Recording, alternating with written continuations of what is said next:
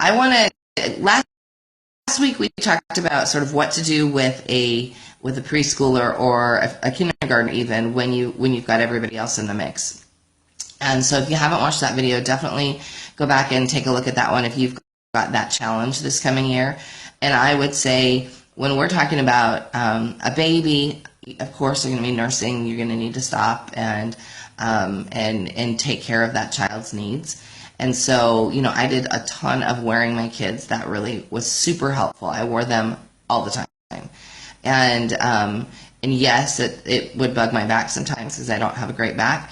But I would change things up. I had a couple of different slings. I had a ring sling, so if my shoulder was bugging me, then I could use the one with the long tail that I can't remember where you tie them to you. My sling lingo is rusty. So I would wear them that way, or put them on my back, put them in the backpack. So I did many different things that were really helpful when they were in that smaller stage. When they're really starting to walk and they really want to be getting into things, we did as much as we could to sort of include them, and we also did as much as we could to sort of keep them contained in a high chair situation and maybe eating a snack or while we were doing school. So it can be done. It takes a little bit longer, but it absolutely can be done. So today we're going to talk more about the planning stages when it comes to those kids. And so again, this year we're doing first kindergarten, 4th grade, and 10th grade. So usually I take on planning the oldest kid first. And so this will be my third time through 10th grade, second time through 10th grade, since Jacob transitioned there. But I know what I've got in front of me. I know what we've covered this year, so I'm not stressed about it at all. But I could see definitely how somebody who's new to it would be like, oh my gosh, 10th grade, really? So I try to keep in mind, I start planning in like April, and that doesn't mean I sit down and put everything onto paper in April.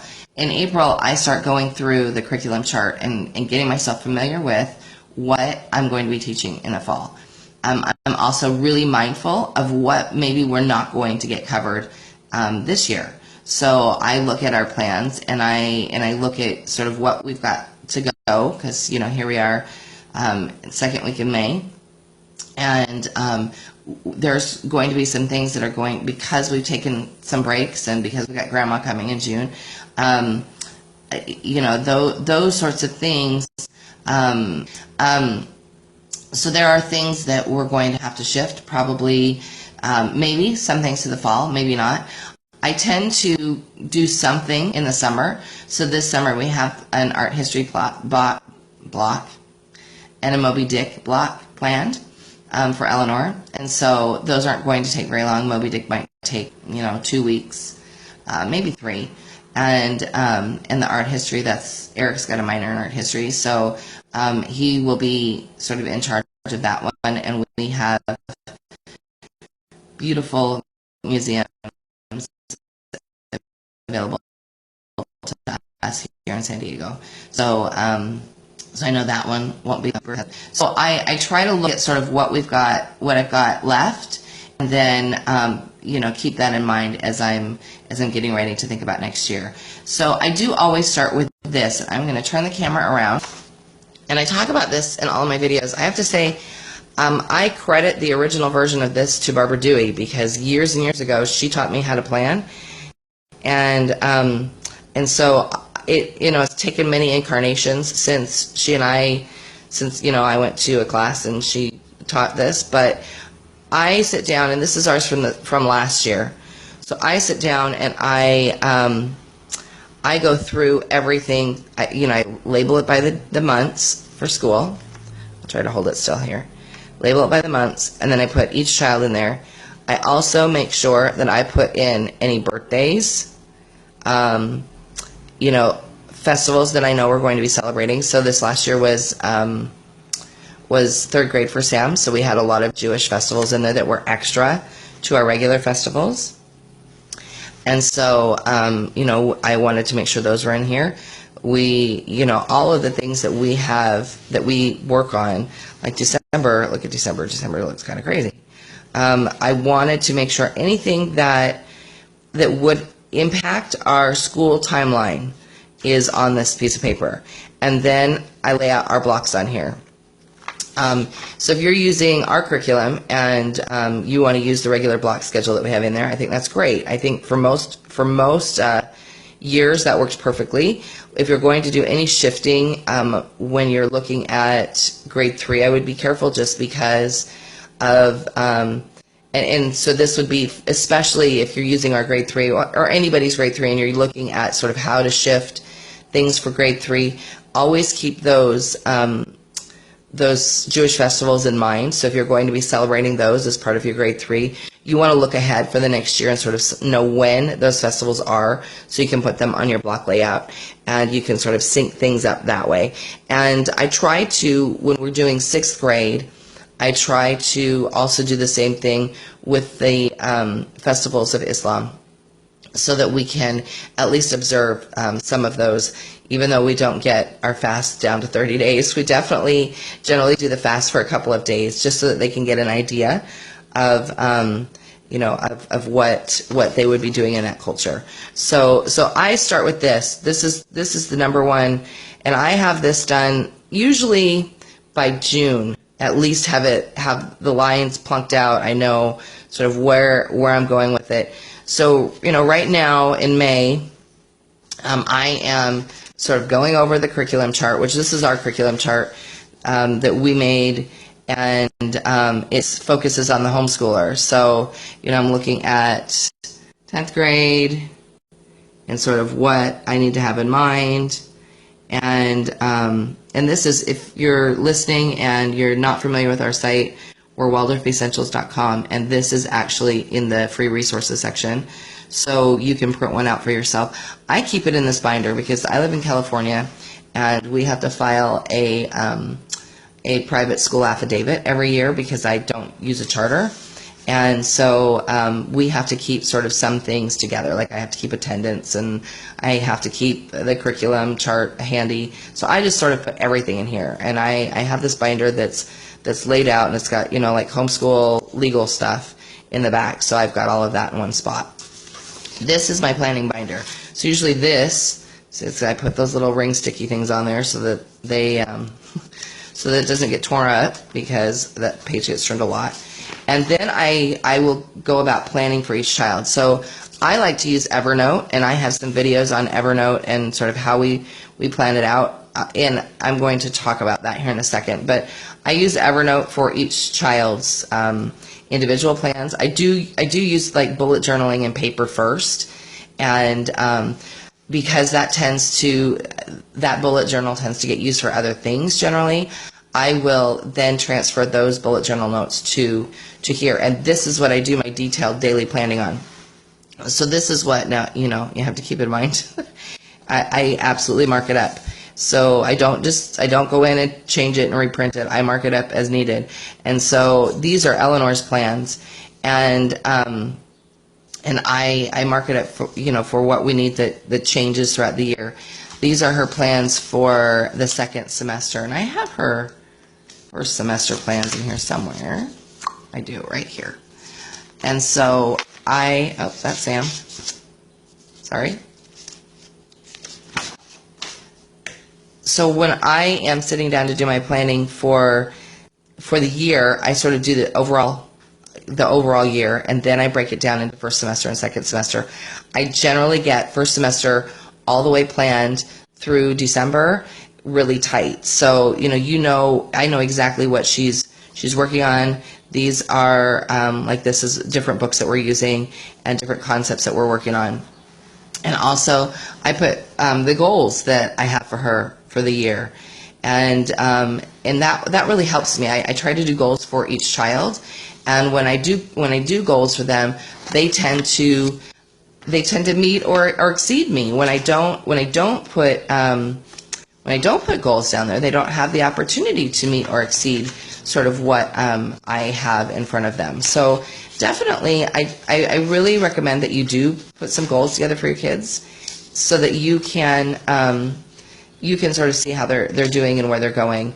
And I like to do goals too, because it always gives me a window in on whether or not I'm expecting too much. And I can always sort of gauge that, because I check in on those goals at the end of the first semester before I start planning for the second semester. So I plan for the second semester generally sometime between Thanksgiving and that first week in December. I just demand the time, and I know that's a really busy time for people, but because my husband knows how important planning is, because he often teaches from these lessons as well, because he knows it, he gives it to me. He has zero problems with that. So you need to make your needs known. Hey, I need a day, or I need 2 days, or 3 days, or however long you think it's going to take. And even if you can't do it all at once, do time blocks. Generally, I do like blocks of 4 hours, and that helps a lot. Last year, I was super fortunate. I went to a Handwork teachers retreat, and we were in our own rooms, and so we didn't have to meet till like 8 in the morning. I got up and it was blissfully quiet. And even though I didn't have internet in my room, which was kind of a blessing and kind of a curse at the same time, I was able to get all of the, all of my bullet journaling done on my planning. And so then all I had to do was sort of enter it in. So that was really nice. If you can do that, do that. So you can go and be alone. But so these are Sam's plans, and you can see how in depth I get on his plans. I had each story recommended, or not recommended, planned. And then I also draw the forms that we're working on right here in our plans. So I've got everything in one place, and that was super, super, super helpful. I also, for him, put the songs that we're doing for the flute, what we're working on for handwork, and so that forces me to plan out his handwork. I try to get all of their handwork planned out. I let Eleanor plan some of her own, and she often just will, like lately, she'll just pick up what I'm working on and work on it a little bit, which is super helpful to me. But she also does her own handwork, and she and I talk about at the beginning of the year what I would like her to work on, and then she'll tell me, no, this is what I want to work on, and so we come to a happy medium. But she's 15, so I sort of allow that. But for Sam, this year was his 3rd grade year, and I'll be doing it the same next year. If you don't plan handwork, then handwork plans you, or it doesn't get done. So you really need to plan out what you want them to do. So in our situation, we had things that Sam wanted to work on for friends, things that he wanted to work on for his brother that's gone, and things that he wanted to work on for himself. So I sort of talked to him about what it was that he wanted to do for the year, and our goal was to transition him from knitting and purling to crochet by mid-year, and we did that. And so now we're working on crochet, but he has things that I've sort of allowed him the space to plan. And so we planned it together, and I make sure I put it in here. You can see I also put in the songs that we're working on, and I will show you. I take it, because I just use our songbooks that I print myself. I take it out, and the actual song I try to place in the notebook where it goes. That way I'm not wrangling 2 books, and he can come and get it out of here and take it and sit and work on it if he's got some spare time while I'm working with another child. So that's super helpful to sort of have everything in one place. And then Soraya, so she was preschooler, 4-year-old preschooler last year, and so that doesn't mean she was the oldest child. And I think I said this last week. I would do nothing except for maybe plan out circle times and some stories. Because she is the youngest child, and I have other children that I have to sort of move around her, I want to have something in place for her so that she feels like she's part of sort of what we're doing. So I took our monthly focus from our co-op, and just sort of kept them the same, and it allowed me to just pull stories, some that we had, some that I either wanted to purchase or get from the library. And it had us in a spot where it was really easy for me to then utilize like I said, those subject headings that we're using in our co-op, and it kept it fluid for her, so that she knew that when she went to co-op, oh, well, we're going to be talking about who lives in the ocean this month, or or the night sky. So she knew that any child up until first grade needs no curriculum. And so anything that you use from us should just be a guide, and you should just have fun, and not stress out about it. As a choleric mom, I totally understand stressing, because I'm going to turn this back around, because that's what I do.